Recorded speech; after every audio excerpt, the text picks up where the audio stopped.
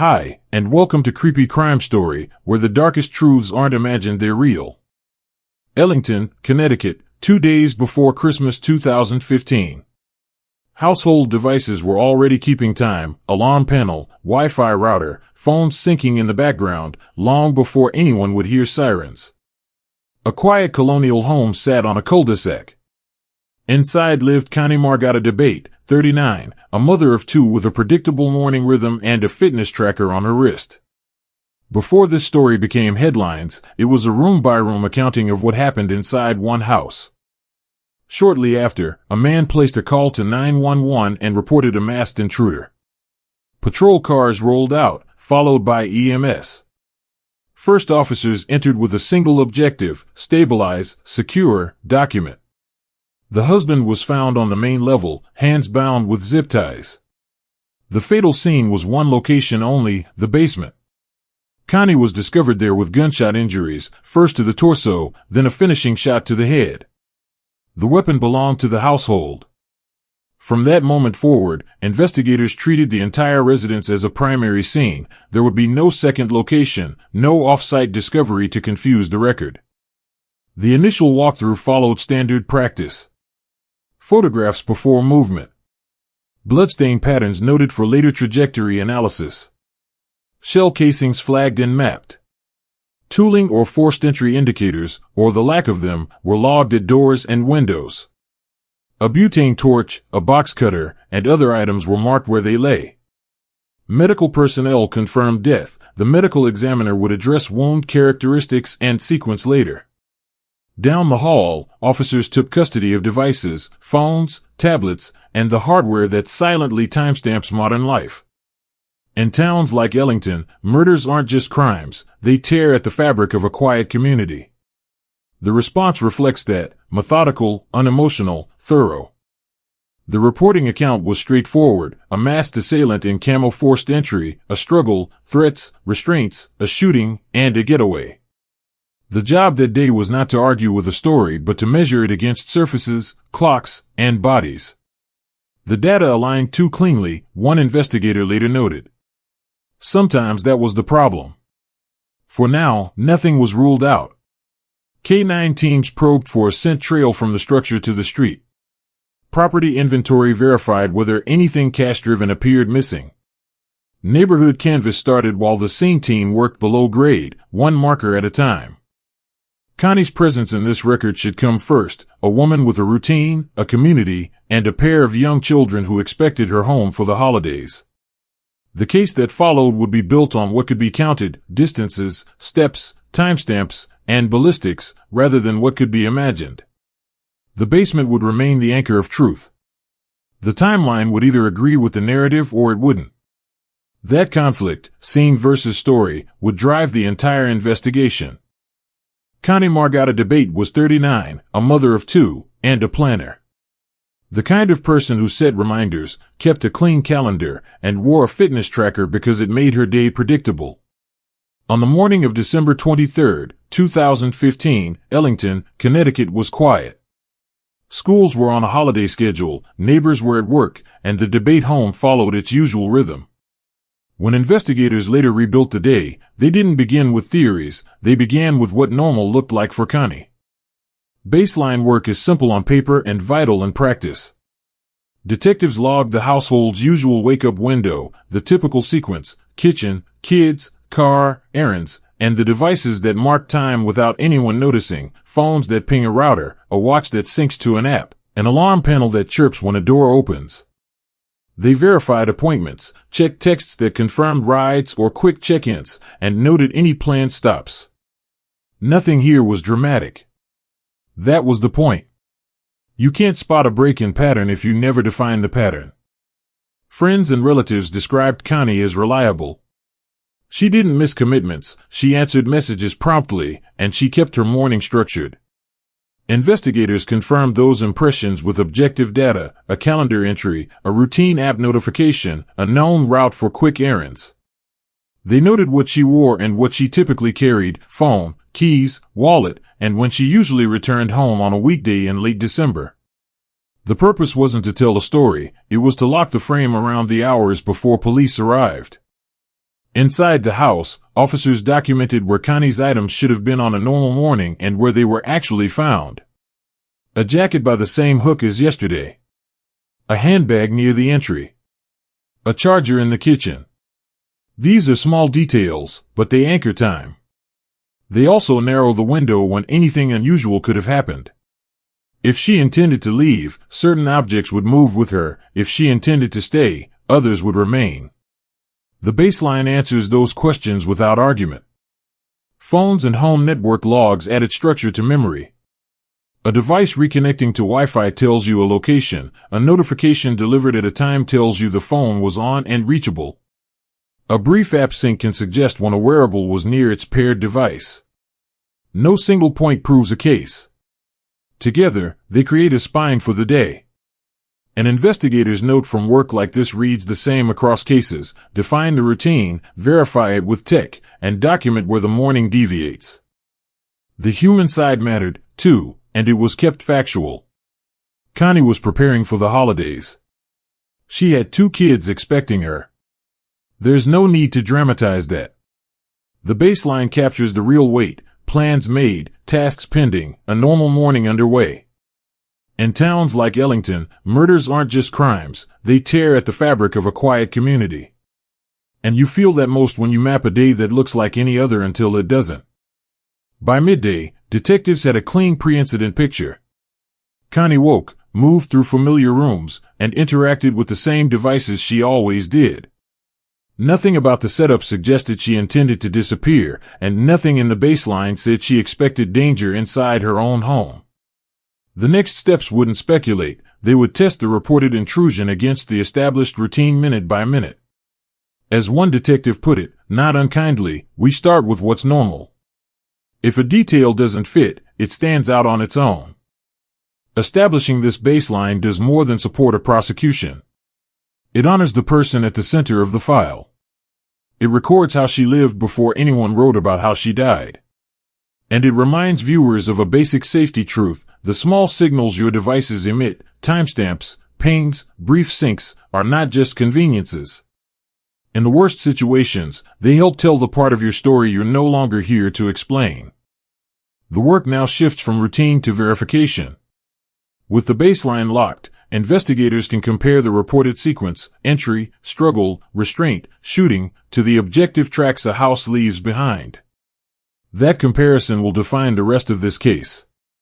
The next chapter will move from what a normal morning looks like to the first set of clocks that never lie.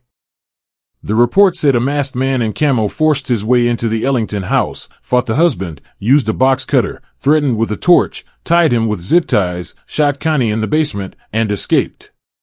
That is the narrative written into the first hours of paperwork. Our job in this phase isn't to disprove it. It's to measure it, line by line, against what could be verified inside one address on December 23, 2015.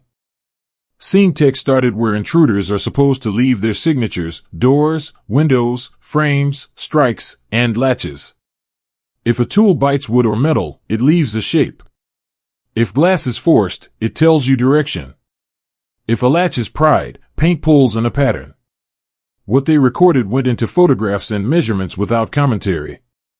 A lock that cycles cleanly. A sill without fresh scoring. A screen that fits like it always has. Not a conclusion, just a set of surfaces waiting to be compared to a story about force. The husband's account included a struggle on the main level before the shooting. So text documented scuffs, displacements, and any evidence of a fall. Furniture out of line can mean a battle, or it can mean someone moved it after the fact. You don't guess. You trace dust prints and transfer marks. You decide later, when you can lay those marks against times and movements. The restraints were important. Zip ties can speak. Their cut ends show tool type and angle. The tightness around wrists and the presence or absence of compression marks tell you about application and duration. Investigators photographed the ties in place, then bagged them for tool mark comparison. The goal was simple: learn if the ties were applied quickly under pressure or placed in a way that suggests staging.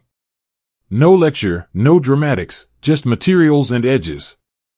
The box cutter and torch also had to be treated as data points, not props. Was the blade extended?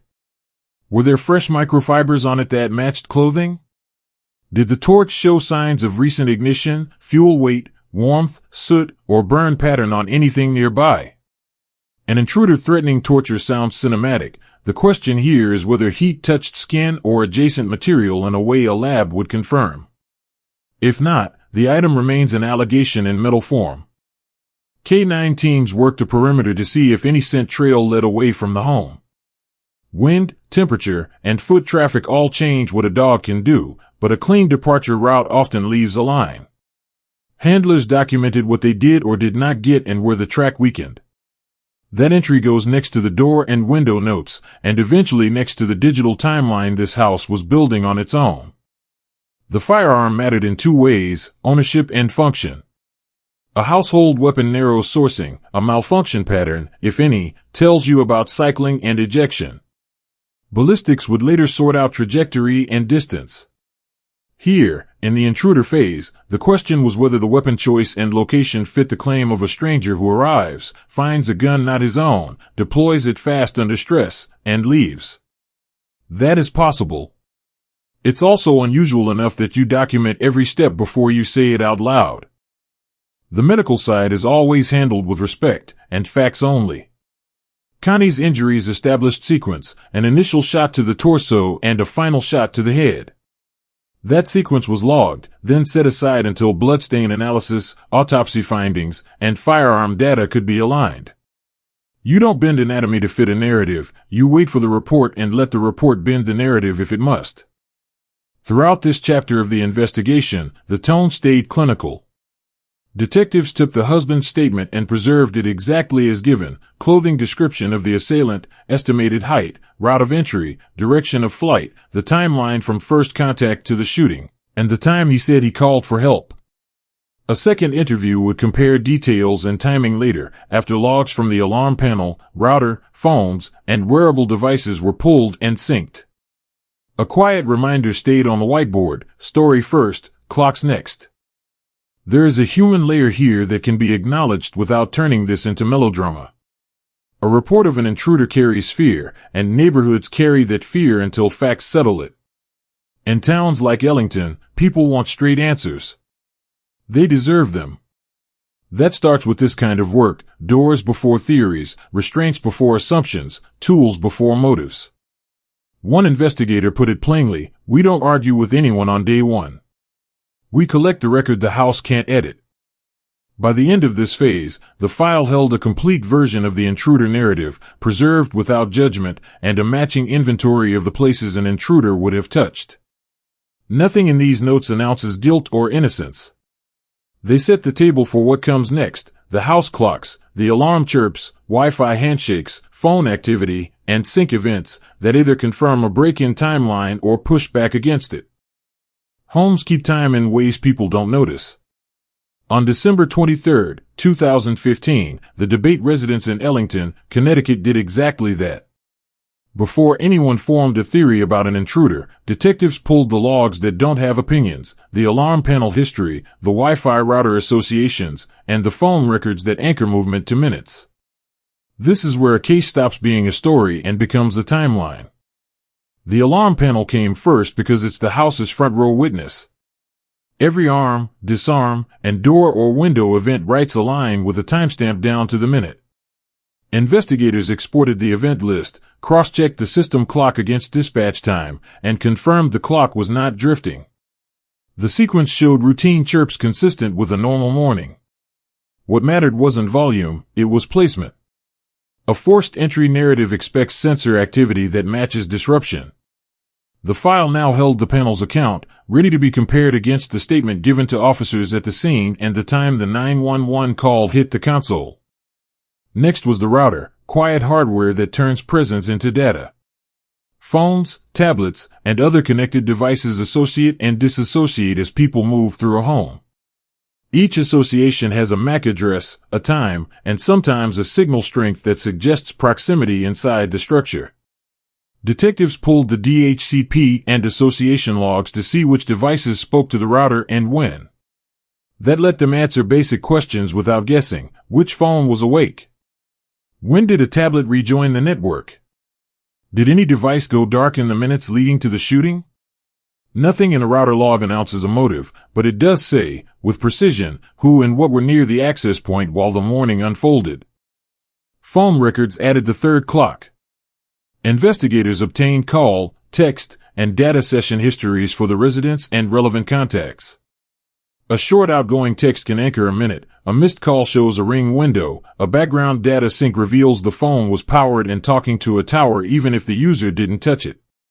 Those entries were aligned to the alarm and router timelines so that 3 independent clocks could either reinforce or challenge the reporting sequence: entry, struggle, restraint, shooting, call for help.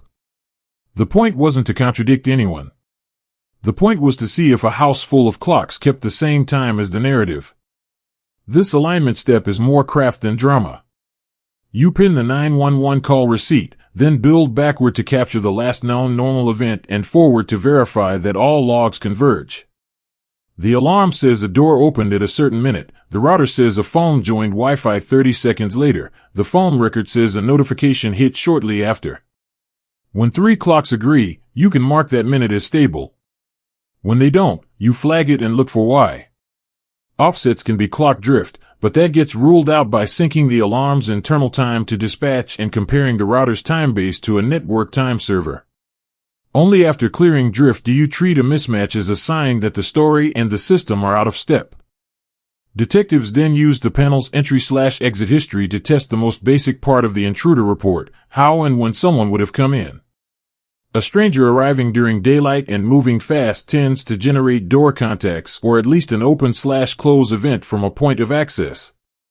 If a sensor doesn't register, you ask if it was bypassed or faulty, you check service records and recent trouble codes. The export here didn't show a system in distress. That doesn't prove a negative, but it narrows the lanes.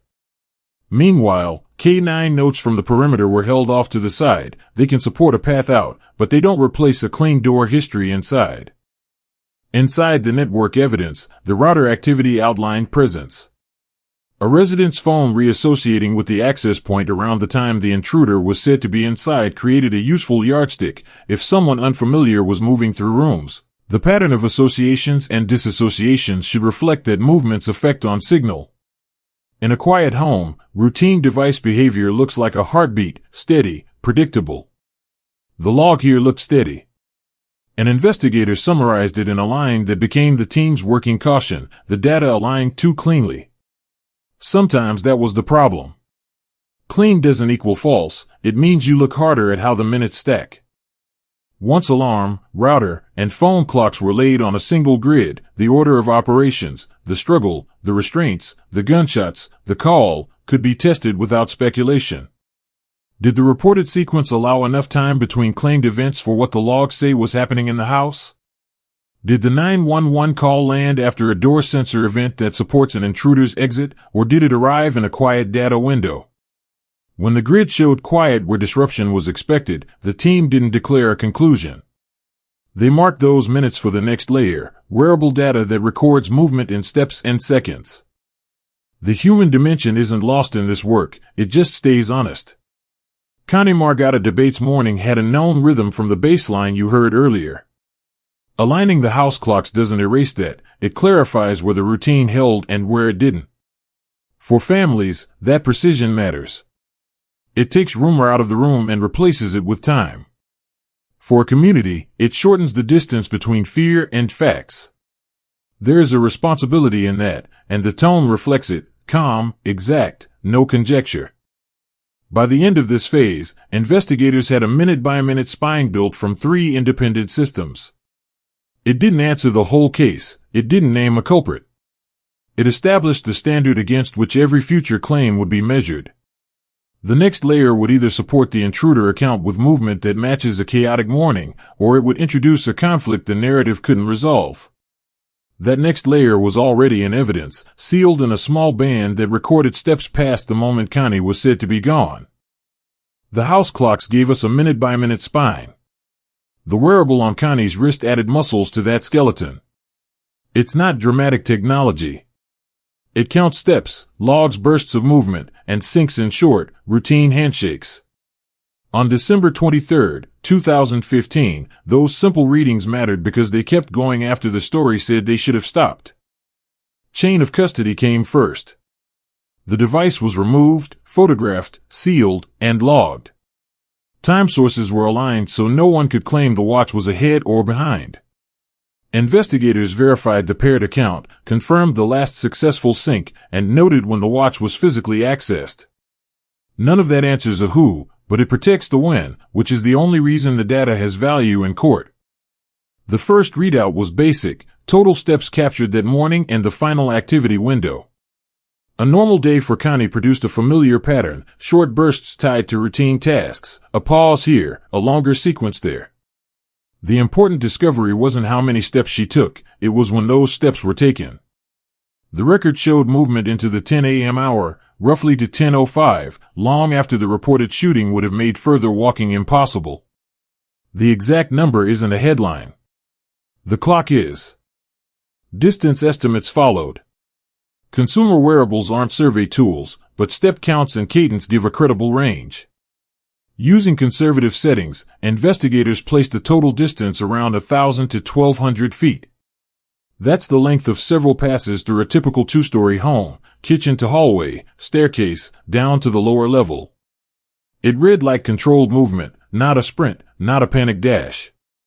You don't announce a verdict off that impression, but you do flag it. The body of evidence says movement continued, the narrative says it did not. Context is where this dataset earns its weight. The wearable's time blocks were overlaid on the alarm, router, and phone grid built in the previous phase. Where the house was quiet, the tracker showed walking. Where the statement described a struggle, the grid showed little disruption. Those are conflicts you can see, minute by minute, without speculation. Sensors don't negotiate, they record.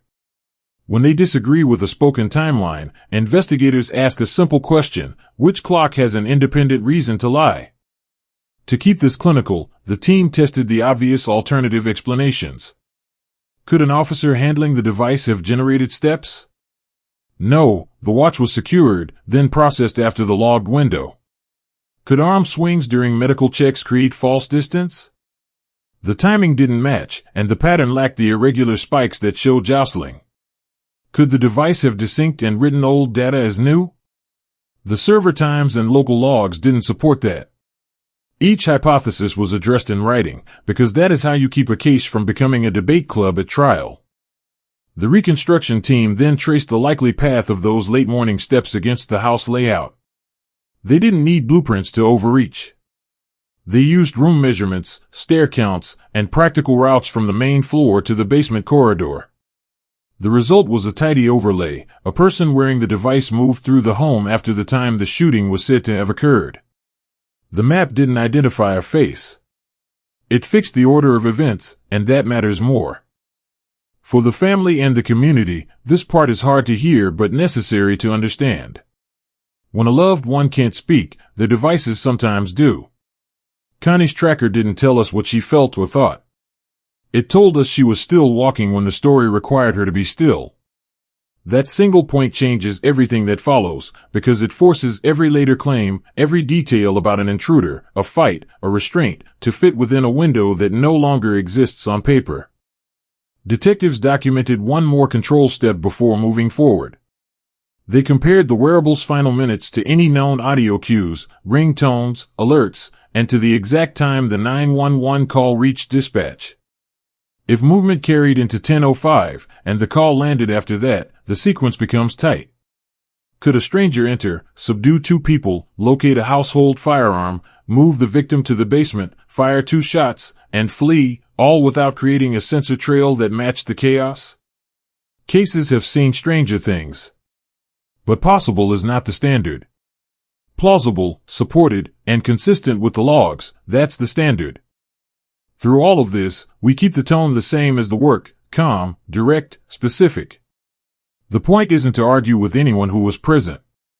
It's to lay the minutes side by side until the picture stops shifting. Ellington isn't a place that asks for drama. It asks for proof. A watch face without a voice gave the investigation what it needed, a fixed end to movement that the original story couldn't account for. This discovery didn't close the file.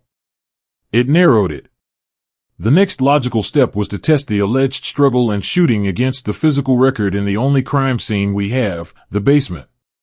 Blood pattern analysis, trajectories, and injury sequencing would either accommodate a fight on the main floor or show a different order of operations. The Wearable has no opinion about that. It only locks the time. The scene work answers the rest. Physical evidence tests stories without raising its voice.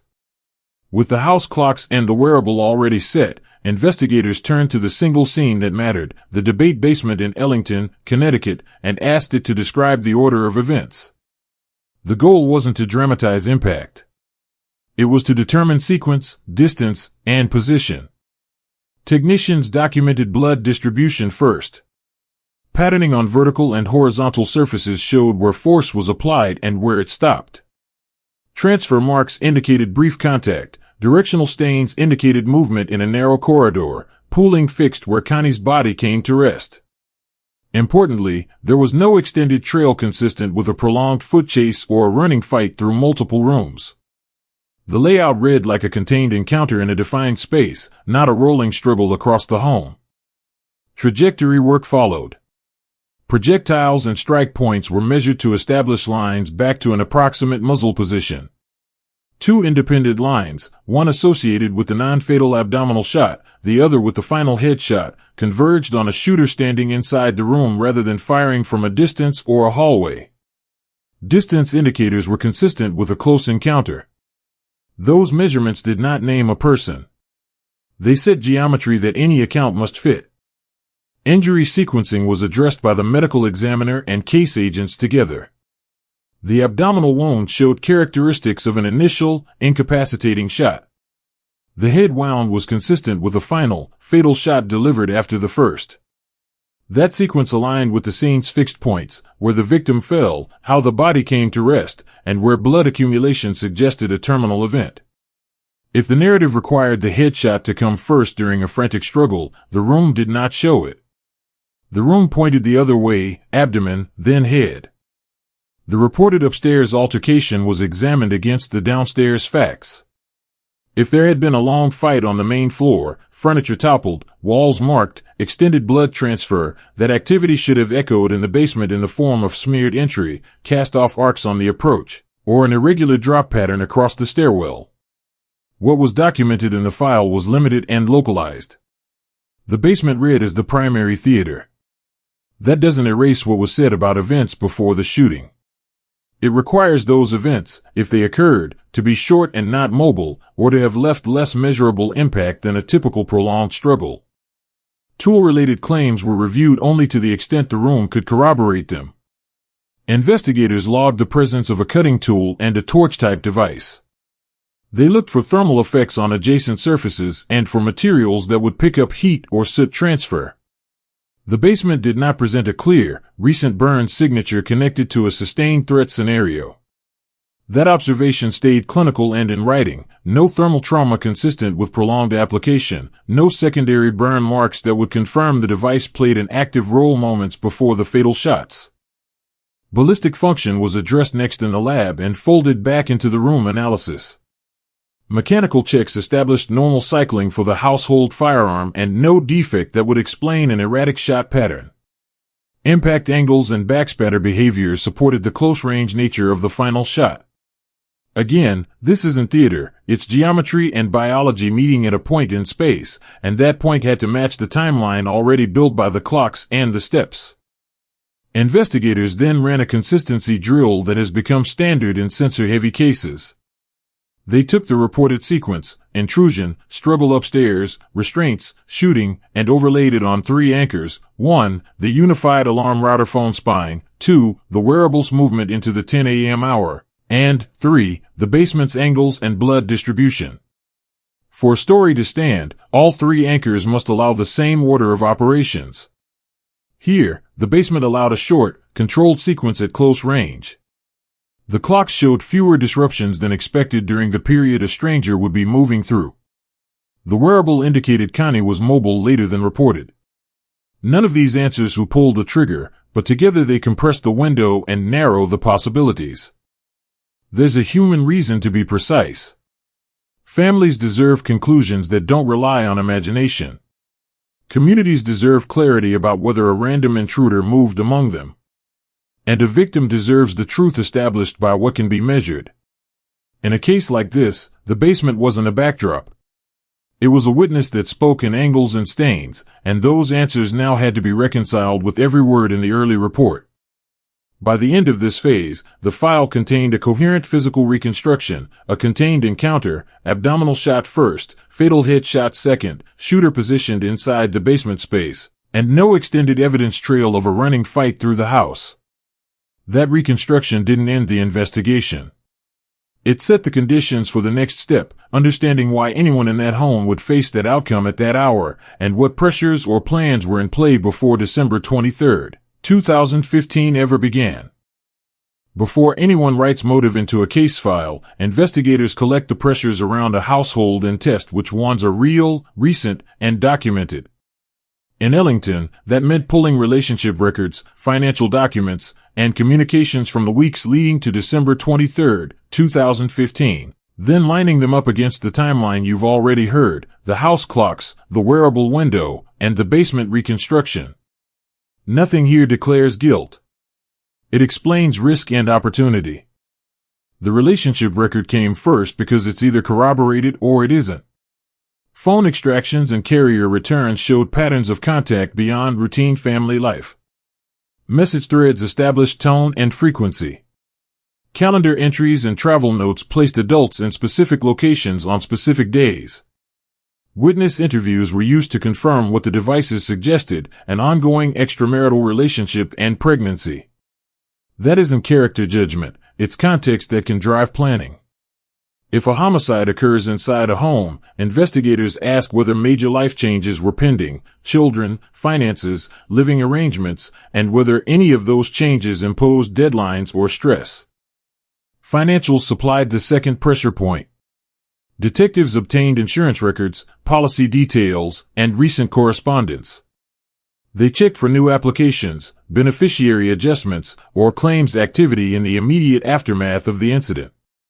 The question is simple: did anyone stand to gain money, debt relief, or leverage from a death, and did they act on that process quickly? When such steps occur, the dates matter. Forms are timestamped. Calls are logged. Those entries either align with a grieving spouse's ordinary responsibilities, or they read as preoccupied transactions in the shadow of a fatal scene. The file preserves those dates without commentary so the courtroom can draw its own conclusions. The third lane was planning behavior in digital form, search history, notes, and reminders that can indicate future intent. Investigators looked for keywords about moving, childcare scenarios, and holiday logistics that might shift if a partner were no longer present. They did the same for communications tied to the extramarital relationship, doctor visits, due dates, and practical steps that suggest a timetable. A case like this doesn't require a manifesto. It often shows a series of small decisions that converge on pressure, and pressure can translate into action. All of this had to be tested against the existing grid. If the relationship and financial lines were meaningful, they should connect to the morning of the crime in a way that makes sense. The wearable tells us Connie was still moving into the 10 a.m. hour. The clocks tell us the house was quieter than an intruder scenario predicts.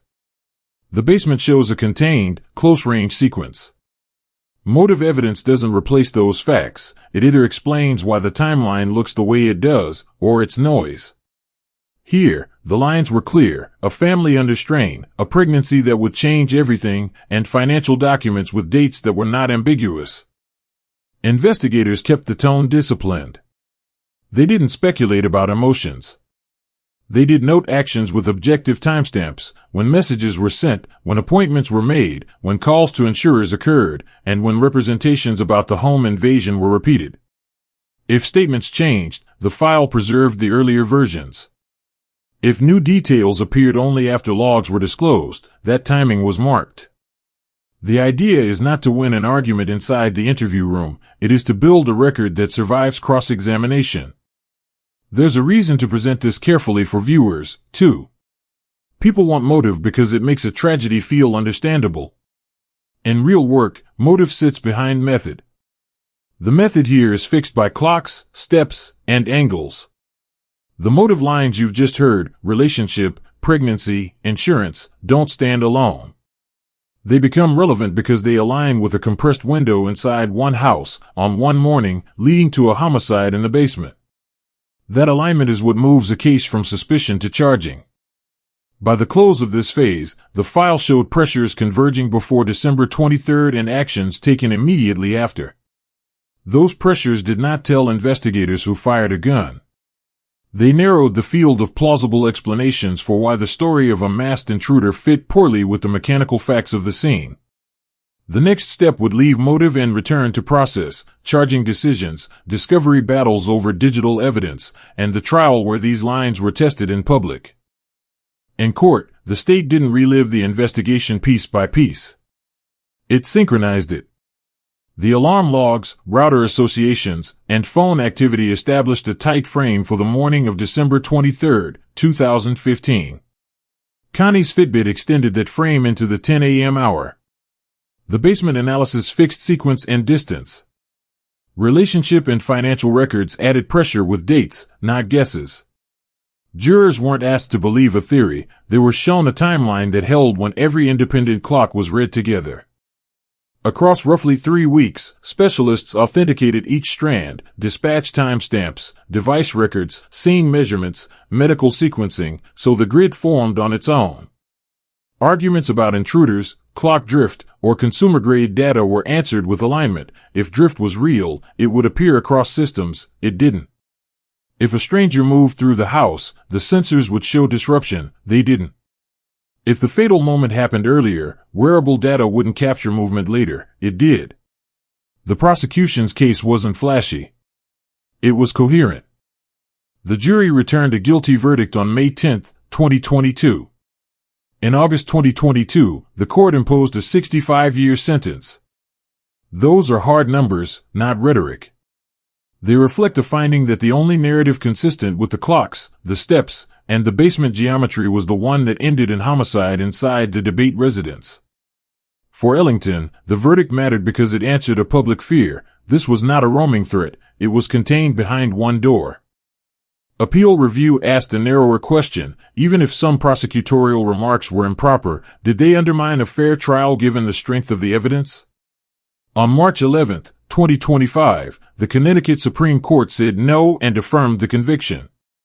That judgment closed the legal loop with the same logic that opened it, multiple independent records pointing in the same direction. Finality here doesn't mean ease for the family. It means certainty about what happened and when. A brief human note belongs in a file like this. Connie Margata Debate was 39, a mother planning for the holidays. Technology didn't save her, and no sentence repairs the loss.